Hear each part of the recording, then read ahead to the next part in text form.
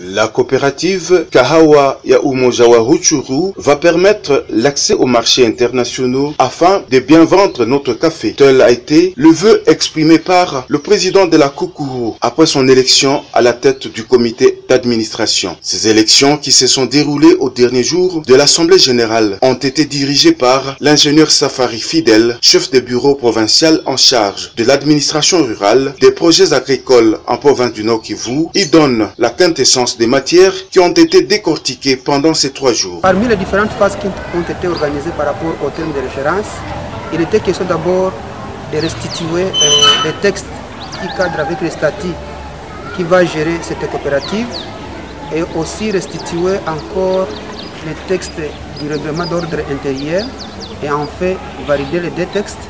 Après avoir le validé, la 3e tâche a été de mettre en place le CIA pour le comité d'administration qui va gérer cette coopérative.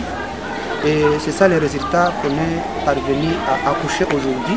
Nous venons de mettre en place un comité du CIA qui va gérer cette coopérative pendant une période de 5 ans, mais mise en essai pendant une période de 12 mois, qui sera maintenant tablée après une année.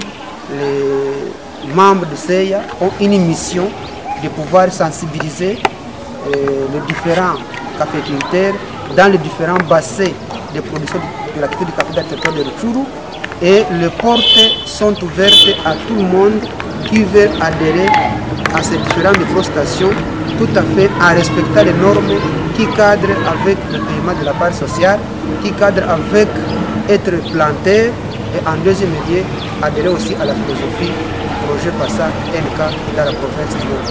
Un message aux coopérateurs dans le cadre d'appropriation de ce projet?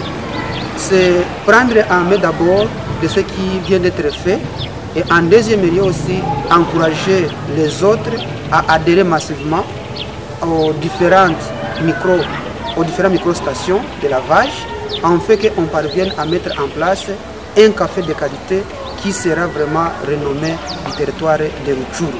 Et en deuxième lieu, nous demandons à tous d'être animés par 3 principes. Le premier principe, c'est les contrats axés sur les résultats. Deuxième,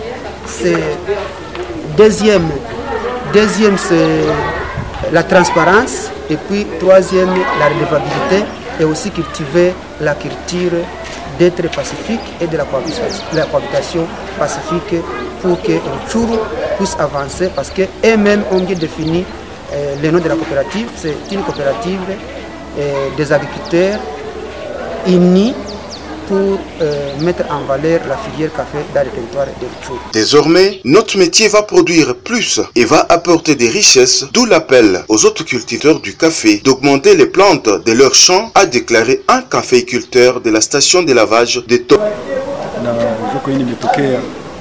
Walimaji wenzetu wamenituma kwa mkutano kama huu wa kuunda kikundi kabambi cha kukusanya walimaji wa kahawa.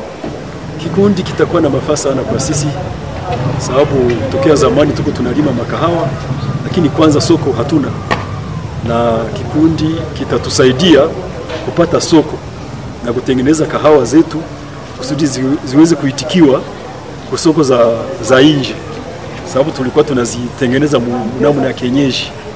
Alafu kikundi kitatusaidia jinsi ya kutengeneza kahawa mnamo na nyingine kukubaliwa dunia mzima, na tunapata wakilia wa kutokea nchi mbalimbali. Mwaliko naweza kupatia walimaji wenzetu ni kusema wasiregei, na naomba wakamate mlimo wa kahawa kama business, waikamate kama vile kazi, na inalomba kila mtu azidishe, kila mkaaji angekuwa na objectif ya kupata hata miti 500, ingekuwa mzuri, sababu itatusaidia kwa kusomesha watoto na kututosha ndani ya umaskini.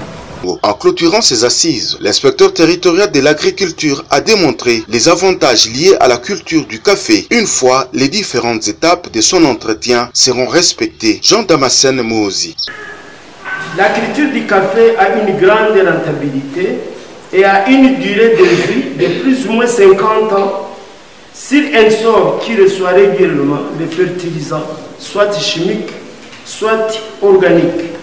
Par exemple, le FAL de soja, les fans de haricots, les fans de maïs et autres feuillages. Il s'agit donc d'une culture pérenne par excellence, à grande rentabilité si les éléments ci-dessous sont respectés. Bonne semence, sarclage, taille et usage des produits phytosanitaires comme je venais de le citer si haut.